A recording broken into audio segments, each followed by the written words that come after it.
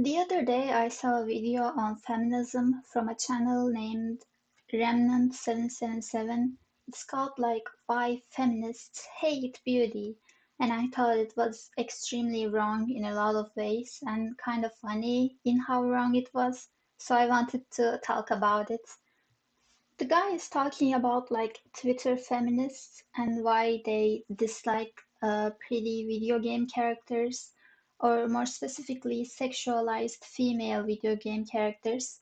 And he's trying to justify or give an explanation on why feminists might dislike this portrayal of women in media. Because these video games, they objectify women. What these games are doing to women is degrading. They say it's sexist, they say it's misogynistic. He first gives the most obvious explanation, which is that it sexualizes and objectifies women, so it's bad. But then he's like, no, that cannot be the reason, because the reason why we sexualize women in the first place is because of feminism. What? Porn or prostitution or sexualized images of women existed way before feminism in lots of different cultures, in lots of different ways, generally made by men to justify violence against women. And even in the world that we currently live in, these objectified images of women are explicitly non-feminist. For example, an incident in South Korea where some incels were mad that one of their video game waifus weren't sexualized enough in a costume for a special event got an innocent woman fired because she once tweeted something like, wow, these secret cameras in the bathroom incidents is really bad. And they accused her of being a crazy feminist and fired her.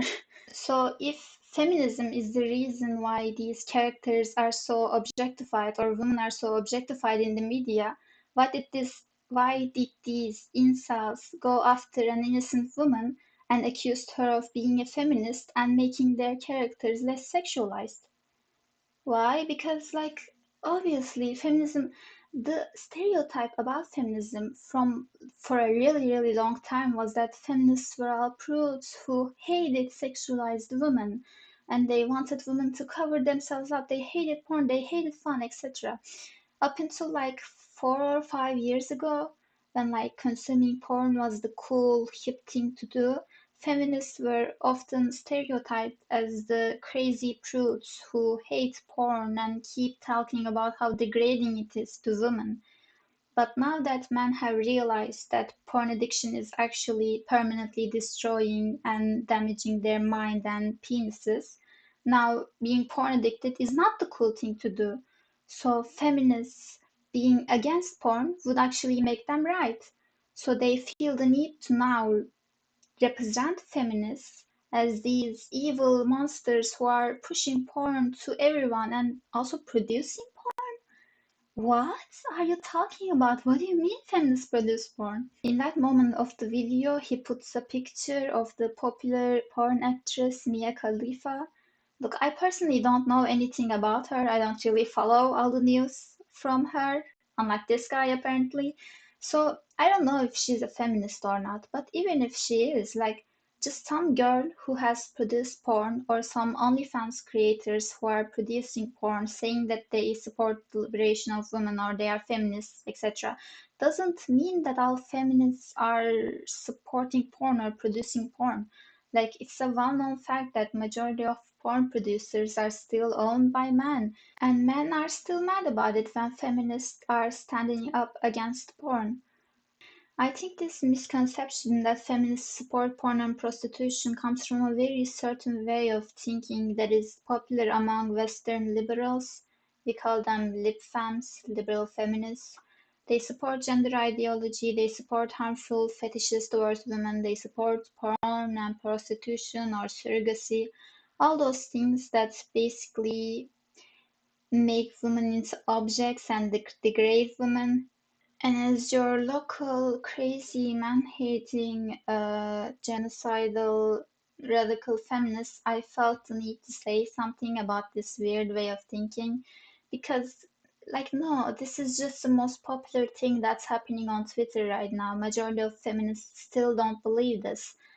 Like, for example, Nordic feminists, who are extremely based, by the way, are passing really great anti-prostitution laws around the world.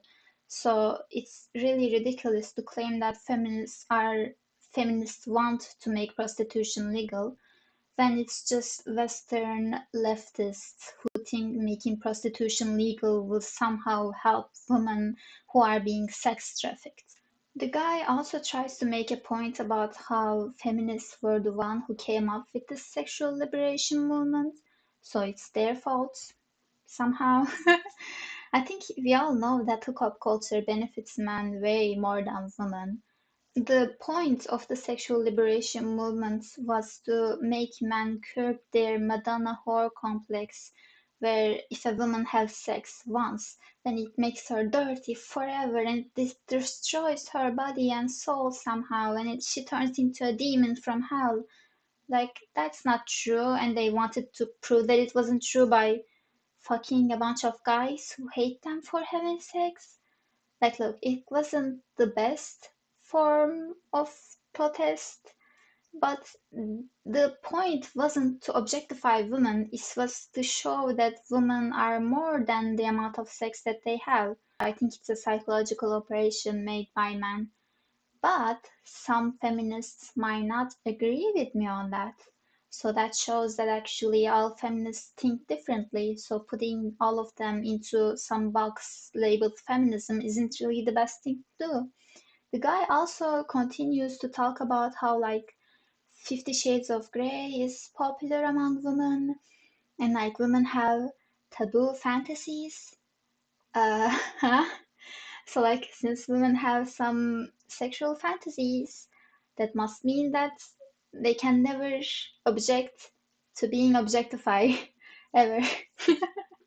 Hey, I just sexually harassed you on the streets, but did you masturbate today? Yeah?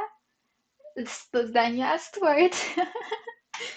All of these are meant to be a setup for the second part of the video where he explains why feminists actually dislike this depiction of women, which is because they're all ugly. He says this in like a cuter way. Of all the things I'm saying right now about feminists, this is not an attack. This is just what it is. Because again, women would be dependent on beauty, and that separated many women from each other. You had women who attracted powerful men purely because of beauty, something that they couldn't control. They had no power over. And this beauty would be a great source of inequality in society.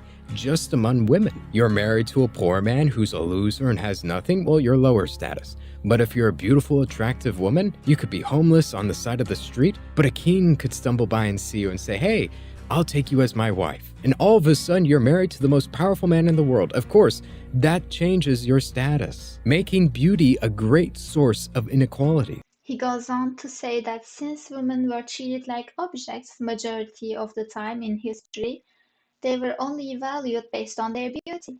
So feminism and becoming independent from men and not having to depend on your beauty to attract men became a really attractive ideology to feminists. I'm sorry, to ugly women. And this is why they dislike it when men find women attractive. Okay, there are a few things wrong with that. First of all, I would like to say that I have gotten confirmation from multiple sources. I am not ugly. In fact, these sources say that I'm really good looking. So I get to say whatever I want. The guy is talking about, like, the guy is so close to the point, and I think this might be kind of a joke video because I don't think he actually thinks what he's talking about. The main problem in this line of thinking is that he fails to consider that women at the end of the day are seen as objects. Even if you are pretty, you are seen as a pretty object. Like, imagine you're a peasant girl and you're pretty. Some king picks you off the side of the street and puts you in his mansion, and you're his wife now. Like, is he going to treat you with love and respect? And are you going to live happily ever after? No. Things like that only happen in the smut novels he was making fun of earlier in the video. Even if you are pretty, you as a woman, you are still considered an object. You are expendable. After your prettiness fades away and you become old, he can just divorce your ass and leave you off the side of the street again. Like, do you think he actually treats her with love and respect while the only thing he cares about in her is her prettiness? Like, no, she gets treated like an object. He probably abuses and rapes her all the time. Because why wouldn't she? He owns her now. Like, there's no reason for feminism to just be attractive to ugly women, because pretty women also get treated like shit by men.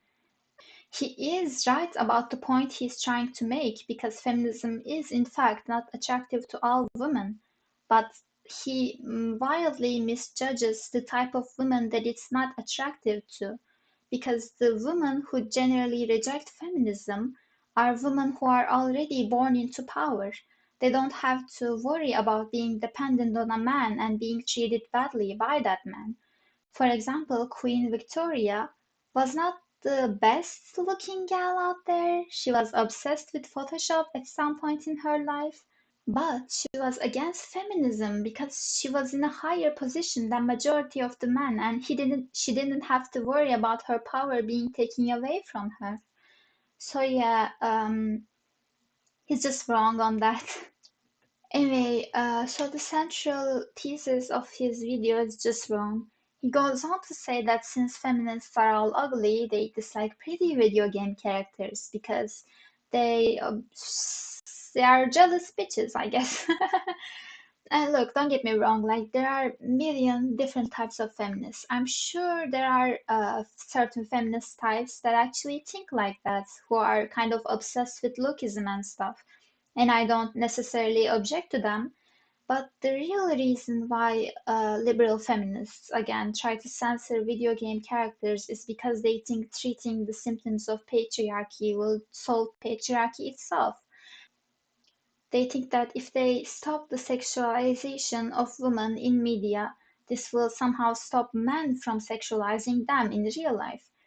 Like, just to be clear, I don't really think that's going to work. I don't think sexualizing women in video games, in movies, whatever, is a good thing.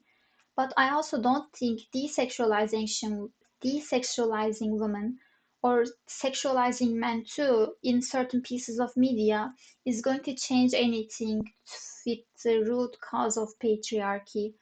That's why I call myself a radical feminist. I think patriarchy can only be solved by taking the root, that is man, and ripping it out.